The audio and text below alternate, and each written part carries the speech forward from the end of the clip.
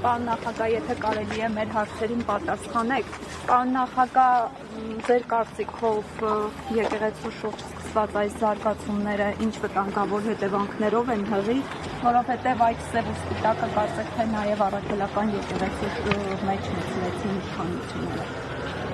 Դեքս ռեժիմի ներկայացուցիչները չունեն ոչ սրբություն, ոչ բարոյականություն և ոչ էլ արժանապատվություն։ Եկեղեցու դեմ կարող է աշխատ ձեռնարկել մարդ, ով ունի հոգեկան խնդիրներ կամ լծված է ամբողջովին չարությամբ, կամ էլ կատարում է թշնամու հանձնարարությունները։ Ինչ վերաբերում է Վեհապար Հայրապետին, ապա ես վստահ եմ, որ նա հաստատակամ է և ցանկացած պարագաներում բարեխղճորեն կատարելու է իր ազգային և եկեղեցական ծառայությունները։ Բայց բոլորիս էլ հայտնի է, որ եկեղեցու դեմ հալածանքները միայն ու միայն ուժեղացնում են եկեղեցուն։ Այնպես որ համբերությամբ սպասենք։ Պարոն Սարգսյան, կիրակի օրը պատարագ է լինելու կարգալույծ եղածներ Արամն է հայտարարել, Փաշինյանն էլ մասնակցելու է կիրակի օրվա սուրբ պատարագին։ Դուք ձեր թիմից գնալու եք, չգիտեմ, այնտեղ հովանավանք պաշտպանելու եկեղեցին եւ ինչպես է եկեղեցին պաշտպանելու process-ը պատկերացնում։ Մենք մի քանի անգամ հայտարարել ենք, որ մեր քաղաքական ուժը ամբողջովին կանգնած է Վեհապար Հայրապետի մեր եկեղեցու կողքին եւ մեր գործողությունները մշտապես պայմանավորված են լինելու Վեհապար Հայրապետի հորդորով։ Հենց Վեհապար Հայրապետը կես բառ ասի ցանկացած եկեղեցում, Հայաստանի ցանկացած կետում մենք պատրաստ ենք այնտեղ կանգնելու։ Պարոն նախագահ, Վարդան Ղուկասյանի շուրջ իրադարձությունների մասին ձեր դիրքորոշումն է ուզում իմանալ։ Նայեք, ի սկզբանե ակնհայտ էր, որ Վարդան Ղուկասյանը խոցելի թեկնածու է, նրա վերաբերյալ անհատ գործեր են լինում, նախկինում էլ են եղել եւ չնայած այդ հանգամանքին ընդդիմությունը որոշեց այդ թվում ձեր քաղաքական ուժի քվեով նրան դարձնել Գյումրու քաղաքապետ։ Ինչ եք կարծում, եթե ընդդիմությունը ավելի շրջահայաց գտնվեր եւ ավելի անխոցելի մեկին ընտրեր, կունենայինք Գյումրիում այս իրավիճակը, որ ունենք այսօր։ Եվ կար այլ ելք։ Նախ ես կուզենայի, որ դուք շատ ճշգրիտ արտահայտվեք, երբ որ խոսում եք մեր քաղաքական ուժի մասին։ Մենք այո, այնտեղ ունեցել ենք, այսպես ասեմ, մարտում համակրել ենք եւ սատարել ենք, բայց դա չի նշան, բայց չի կարելի նույնականացնել մեր քաղաքական ուժը։ Սա մեկ։ Մարտում Գրիգորյանը Ես չեք թողնում ես հարց պատասխանել, էլի։ Գիտեք, մենք բոլորս էլ մեղավոր մարդիկ ենք։ Անկախ որևէ հանգամանքից այդ գործում քաղաքական բաղադրիչը շատ մեծ է։ Եվ ընդհանրապես պարզ է չէ բոլորիս համար, որ այս իշխանությունները ունեն զրո հանդուրժողականություն այլակարգության հետ կապված։ Եվ նրանք ցանկացած գնով, ցանկացած միջոցներով լրացնում են, փորձում են լրացնել այլ կարծիք, այլ քաղաքական դիրքորոշում հայտնող մարդկանց։ Ընդհանուր մինչև մեկուսացնել։ Այս պարագայում Վարդան Ղուկասյանին մեկուսացրել է։ Ինչ վերաբերում է ձեր հարցի երկրորդ մասը, ապա Վարդան Ղուկասյանը այնտեղ ընդդիմության շրջանակներում ամենաշատ քվե ստացած տեխնացու։ Մենք առաջերտին ոչ թե սատարել ենք Վարդան Ղուկասյանին, այլ մեր ժողովրդի այն հատվածին, որը քվեարկել է Վարդան Ղուկասյանի օգտին։ Բա ինչ անեին ձեր կարծիքով։ Ժողովուրդը կարող է սխալվել, բայց կարծում Հա, եմ, այդպես է, հիմա այդպես է կարծում, հա։ Ոչ, ժողովուրդը չի կարող։ Ժողովուրդը չի կարող։ Ժողովուրդը չի կարող սխալվել։ Ժողովուրդը կարող է ինչ-որ պահի մոլորվել, ինչ-որ պահի տրվել պոպուլիստների հորդորներին, խոստումներին, բայց չի կարող սխալվել։ Չեք զղջում, որ կցանկանայիք, որ Վարդան Ղուկասյանի փոխարեն այլ ուժ այսօր Գյումրիում լիներ եւ այդ պարագայում կունենայիք այլ իրավիճակ։ Ես ընդհանրապես ցանկանում եմ, որ Հայաստանի ցանկացած համայնքում, ոչ միայն համայնքում, ցանկացած իշխանություն ունեցող մարդ լիներ ամենաազնվագույնը։ Միշտ ցանկանայի ամենահայրենասերը, ամենազնվագույնը, ամենալավը, ամենասիրելին, բայց ցավոք սրտի ընտրությունները միշտ չէ, որ բերում են այդպիսի հետևանքների։ Ալիևը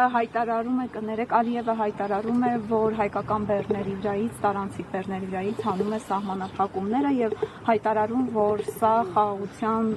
երաշխիքներից մեկն է։ Երբ մենք ունենք օկուպացված Արցախ, տարհանված արցախահայեր եւ գերիներ ու պատանդներ, այդ խաղաղությունը ինչպես է հաստատվելու։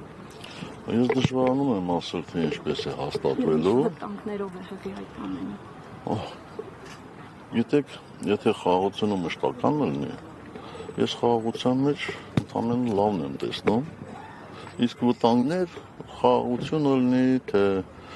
գժտություն լինի, վտանգները բոլոր տեղերն էլ միշտ գոյություն ունեն եւ կախված նրանից, թե որոշում կայացնողը ով է, այդ վտանգները կամ իրականություն են դառնում, կամ շրջանցվում են այդ վտանգները։ Իսկ ձեր ասած հայտարարությունը ինձ համար մի քիչ անհասկանալի է, որովհետև չեմ կարծում, որ Հայաստան հացահատիկներ կրելու ամենահարմարավետ, ամենակարճ եւ ամենաէժան տարբերակն է։ Եթե այդպիսի բան կա, ես դեմ չեմ բացարձակապես, եթե հացահատիկի որակը լավն է, եթե հացահատիկը հացի գները էժանացնելու է, ես միայն ուրախ կլինեմ։ Անվտանգությունը ապահովելու է։ Անվտանգության հետ դա քիչ կապ ունի։ Ես չեմ կարծում, որ դա անվտանգության հետ կապ ունի։ Այսինքն, եթե չգիտեմ, գնացքով ալնելու, թե ինչպես ալնելու, Ադրբեջանի տարածքից այդ ճանապարհ չկա Հայաստան մտնելու, քան գա նորից հասնի Վրաստան, Վրաստանից նորից Հայաստան։ Ես կարծում եմ, որ մեր վրացի գործընկերներն էլ այդտեղ անելիք ունեն եւ իրենց անելիքը կանեն։ Լավ առումով նկատի ունեն։ Պարոն նախագահ, ինչպես եք վերաբերվում դուք ընդդիմադիր դաշտի խոշորացմանը, քանի որ ակնհայտ է, որ ազգային ժողովը 3-4 ուժից ավելի չի անցնելու եւ այսպես չեք կարծում, որ միավորմամբ է հնարավոր հաղթել Նիկոլ Փաշինյանի նրա իշխանությանը։ Ես չեմ կարող ասել այսօր, որ ազգային ժողովում դուք նկատի ունեք նոր ընտրվելիք ազգային ժողովում 3-4 ընդդիմադիր ուժեր կլինեն, կարծում եմ, գոնե այսօրվա պայմաններում ես տեսնում եմ առնվազն մի 4 ընդդիմադիր հայացքներ ունեցող ուժեր, որոնք հնարավորություն ունեն լինել ազգային ժողովում։ Որոնք են այդ ուժերը։ Եկեք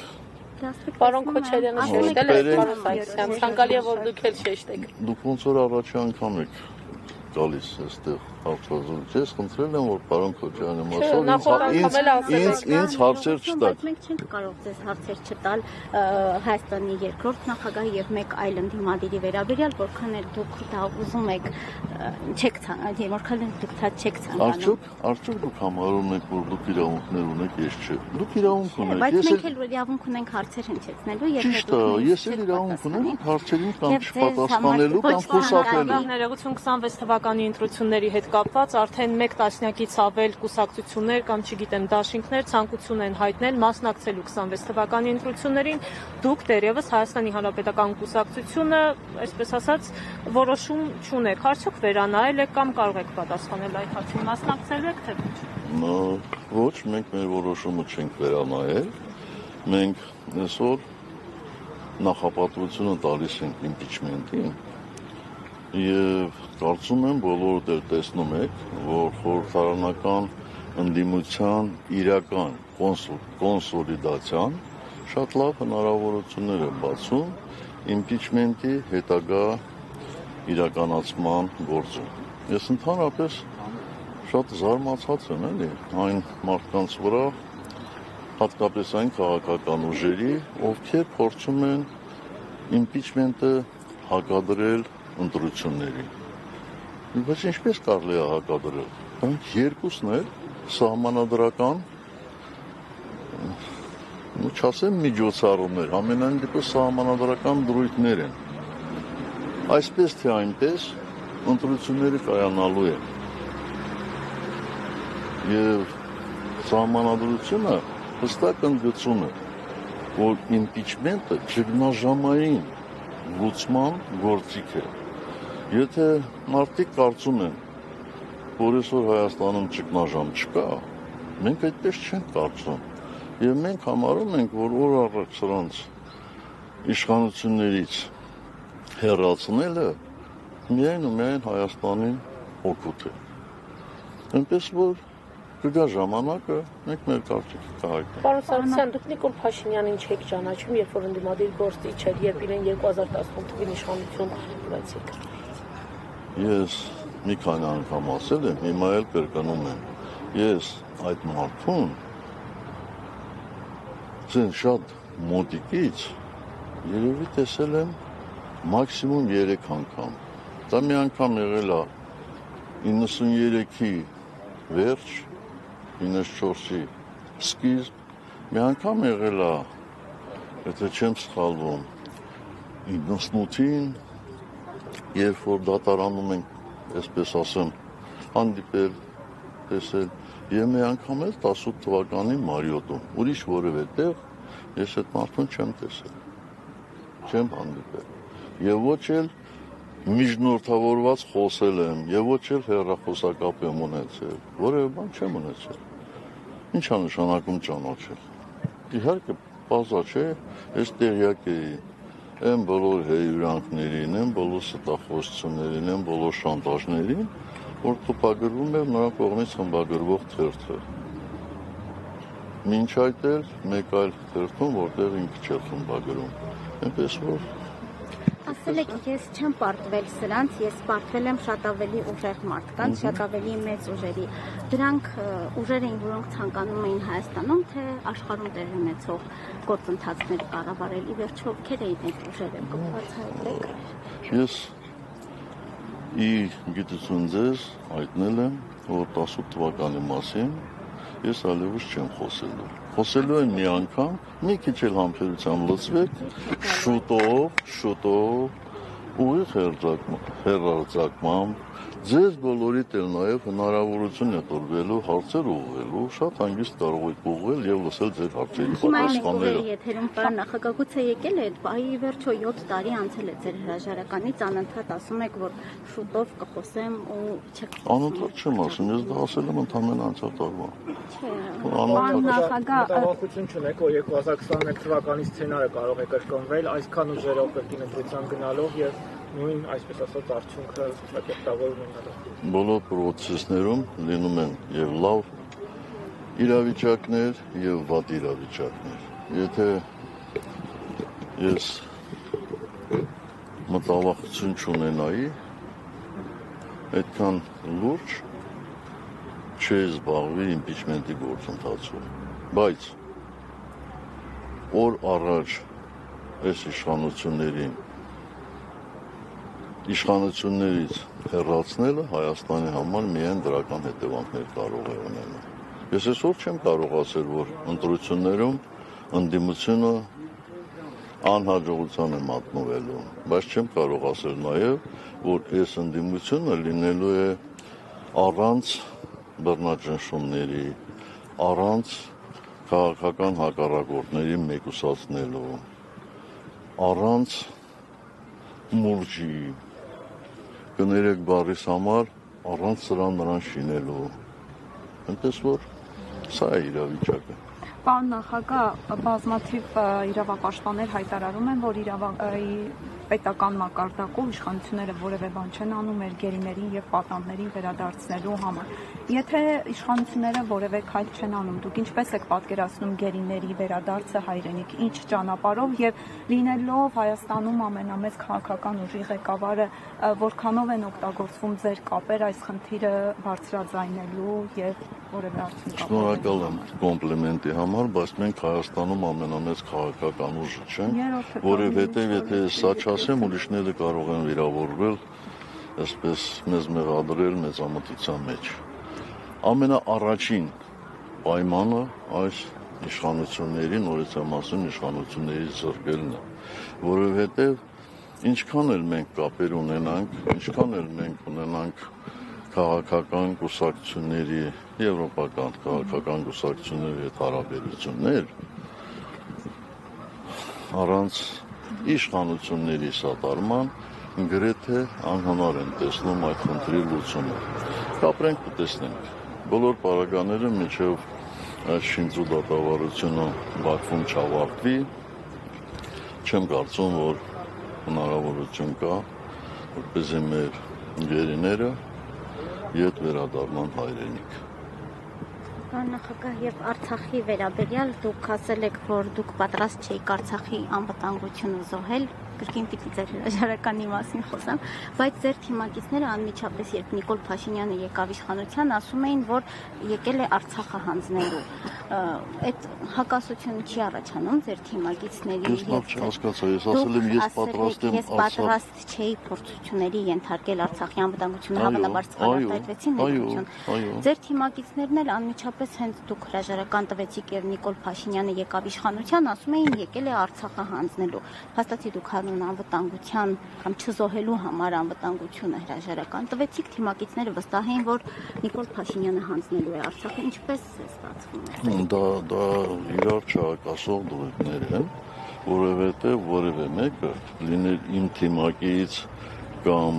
այլ քաղաքական ուժից երբեք չէր կարող պատկերացնել Արցախի այսպիսի հանձնում Ադրբեջանին։ Վստահ եմ, իմ թիմակիցները Արցախը հանձնել նկատի են ունեցել բանակցություններում զիջումների գնալը, որը կարող է բերել Արցախի հայտնել Ադրբեջանի կազմում։ Հասկանում եք։ Բայց ես էլ դա նկատի ունեի։ Հենց ես էլ դա նկատի ունեի, որովհետև իմ այլ գործողություններ կվնասեին բանակցային գործընթացը։ Միանշանակ։ Դուք գիտեք, sense ոտի վրա դժվար է բացատրել, բայց դուք վստահ եղեք, որ ցանկացած բանակցություններում միջնորդները անկախ նրանից, թե ինչ չափով են իրենց շահերը հաշվի առնում, միջնորդները միշտ ավելի գնում են այն ուղղությամբ, որտեղից հեշտ է չասեմ զիջումներ, համաձայնություն գործել։ Հասկանում եք, միշտ այդպես է, մեզնից յուրաքանչյուրը, այդ տեսեք, եթե ուզում ենք այստեղով անցնել, գնալ, մենք ոնց կասնենք, պիտի շրջանցենք, չէ՞, կամ էլ այս երկու ստոյկաների արանքով անցնենք, որպեսզի քիչ դիմադրության հանդիպենք։ Միջնորդները միշտ էլ այդպես են, բանակցային process-ը այդպես է, եւ ով կամք ունի, ով կարողանում է փաստարկներ բերել, ով որ համոզված է, նա էլ բանակցություններում հաջողության է հասնում։ Եվ պարոն նախագահ, խոսելով արտաքին քաղաքականության մասին, օրինակ վերհիշելով ձեր նախագահության տարիները, բանակցությունների հետ կապված, արտաքին քաղաքականության հետ կապված տարբեր գերտերությունների ղեկավարների հետ դուք հավասարի նման խոսում էիք, բանակցում էիք։ Այս իշխանությունների օրոք կարծես թե Հայաստանը եւ Հայաստանի ղեկավարները այնպես են անում, որ մենք վերածվել ենք ծաղրի առարկայի, օրինակ Նիկոլ Փաշինյանի պահվածքը, սրտիկները, որ ուղարկում է, երբևէ մենք այսպիսի արտաքին քաղաքական, չգիտեմ, ինչպես ձևակերպեմ, վիճակում գտնվել ենք։ Նախ ուզում եմ, որպեսզի իմ անձը այդպես բան չանեք,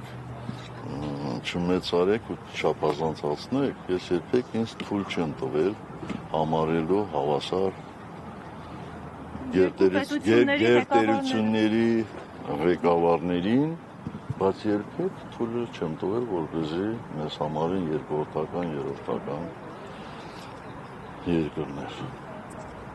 Համեմատությունը, ինչ ասեմ, որ ավելի պատկերավոր լինի, էլի, մոտավորապես ոնց որ բոլորը համեմատեք Սարի հետ։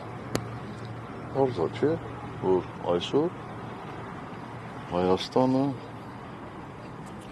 չի գտնվում բանակցային սեղանի շուրջ։ Չի գտնվում։ Ես չեմ ուզում բերել այնպիսի օրինակներ, որ հա բերում են, երբ որ գերտերություններից մեկի ղեկավարը անվանում է այն տղա եւ այլն, էլի։ Բայց գիտեք, արտաքին քաղաքականությունը տղայություն չի։ Արտաքին քաղաքականությունը պահանջում է, որպեսզի մարդ հաստատակամ լինի, հավատա այն գործընթացին, որը ինքը վարում է եւ չփորձի քանդրբազություն անել։ Կներեք օտարբաղի համար, բայց քանդրբազություն, այսինքն հալարի վրա այսպես խաղա, որտեղ ծանրա դեպի ծանրը գնա, չգիտեմ, մեծ հավասարակշռությամբ հայկիկը վերև բարձրացնի եւ այլն։ Դրա համար ենք մենք այս վիճակում։ Ինժալոց երբ որ խոսեցի գերտերությունների ղեկավարներին, ես ցանկանում եմ իմ անվերապահ համերաշխությունը հայտնել այդ երկրներից մեկի Ֆրանսիայի պաշտոնաթող նախագահ Նիկոլա Սարկոզի եւ վստահ եմ, որ Ֆրանսիայի բարեկամ ժողովուրդը միշտ հիշելու է նրա ծառայությունները իր հայրենիքին։ Ես ինչու եմ այդ մասին ասում, որովհետև Սարկոզին, նախագահ Սարկոզին մեծ վաստակ ունի հայ-ֆրանսիական հարաբերությունների համապնդման գործում եւ ես նրան երախտապարտ եմ նրա ջանքերի համար, որ ներդրել է որպես Մինսկի խմբի համանախագահ երկրներից մեկի ղեկավար, որպեսզի Լեռնային Ղարաբաղի Արցախի հարցը լուծվի մադրիդյան սկզբունքների, այնուհետև հիմնարար սկզբունքների շրջանակներում։ Ինքը մեծ գործ է արել այդ առումով, ցավոք սրտի ոչ նա ոչ ես չհասցրեցինք իրականացնել այդ գործը։ Այնպես որ շնորհակալ եմ։ Պարոն նախագահ, մի հարցեր եթե կարելի է, Արցախի Ձեզ գրում են այնտեղից, հետո եք հարցեր տալիս։ Չէ, ուղղակի ես եմ հարց տալիս, էլի բան չկա, այ լավ է։ Ալմաթայի հռչակագրին է Նիկոլ Փաշինյանը հղում տալիս այս Արցախի հետ կապված, եւ ստացվում է այնպես, որ Լևոն Տեր-Պետրոսյանի օրոք Ալմաթայի հռչակագիրը ստորագրվել է, Նիկոլ Փաշինյանը հղում է տալիս Ալմաթայի հռչակագրին եւ հայտարարում, որ Արցախը Ադրբեջանի մաս է կազմում, բայց միևնույն ժամանակ հայտարարում են, որ բանակցությունները Արցախի հարցում տապալել եք դուք եւ Ռոբերտ Քոչարյանը։ Ինչպես է ստացվում եւ ձեզ համար պարզ է թե ինչու է Լևոն Տեր-Պետրոսյանի անունը առհասարակ դուրս մնում այս գործընթացից, եթե նա է ստորագրել կներեք, Նիկոլ Փաշինյանն էլ երբեք դուրս չի մնացել եւ տասնյակ անգամներ մեզ երեքիս են ամեղադրել Արցախը դե շատ է քիչ ոտնա։ Դե եմ ասում եմ դուք լսով եք։ Ես չեմ հաշվում թե չգիտեմ Դուք լսել եք քննադատություն, որ Լևոն Տեր-Պետրոսյանը եթե Ալմաթայի հռչակագիրը չստորագրեր, ապա մենք այսօր Արցախը չենք հանձնի, ես դրա մասին եմ խոսում, ես այսպիսի քննադատություն իշխանությունների կողմից չեմ լսել։ Ախր Ալմաթայի հռչակագիրը որևէ առնչություն չուներ, բացարձակապես որևէ առնչություն չուներ Լեռնային Ղարաբաղի խնդրի հետ։ Հիմա դրան էլ հոգում կատարում։ Ախր դե ինքը կարա, հասկանում եք, կարող է ինքը Մազդոկի հանդիպմանը այս հղում կատարի, նա կարող է Մոնտեվիդեոյի ինչ-որ մի ռեստորանում մի հանդիպման հղում անել, դա ինչ կապ ունի։ Ես մի քանի անգամ ասել եմ, հիմա էլ կրկնում եմ, պետությունների տարածքային ամբողջականության սկզբունքը որևէ հակասություն չունի ազգերի ինքնորոշման սկզբունքի հետ։ Ով այդպիսի հակասություններ է տեսնում, ուրեմն նա ծանոթ չի ոչ ՄԱԿ-ի սկզբունքներին եւ ոչ էլ Հելսինկյան սկզբունքներին, որտեղ սևը սպիտակի վրա եւ այս սկզբունքը կա, եւ այս սկզբունքը կա։ Տարածքային ամբողջականության սկզբունքները վերաբերում են պետությունների, միջպետական հարաբերությունների, իսկ ինքնորոշման իրավունքը վերաբերում է կենտրոնի եւ ծայրամասի հարաբերություններին։ Ես մի քանի անգամ, երևի մեկ տասնյակ անգամ ասել եմ, որ մենք ճանաչում ենք Ադրբեջանի տարածքային ամբողջականությունը, բայց դա որևէ կապ չունի Լեռնային Ղարաբաղի ինքնորոշման խնդրի հետ։ Եվ որևէ մեկը, ես նկատի ունեմ մասնագետներից կամ համանախագահներից չի ասել, բայց դու ինչ ես այդպիսի հակասական բաներ բերում։ Իսկ եթե մեկը գլխում կա, որ այս հարաբերությունները, այս սկզբունքները իրար հակասում են, դա իր խնդիրն է։ Եվ ոչ թե այս հարաբերությունների խնդիրը, էլի։ Արջ տարածքալ է գտել։ ՄԱԿ-ի սկզբունքներում հակասություն է գտել։ Կամ Հելսինկյան սկզբունքներում հակասություն է գտել։ Դա ինչ ասենք։ Շնորհակալություն։ Շնորհակալ եմ։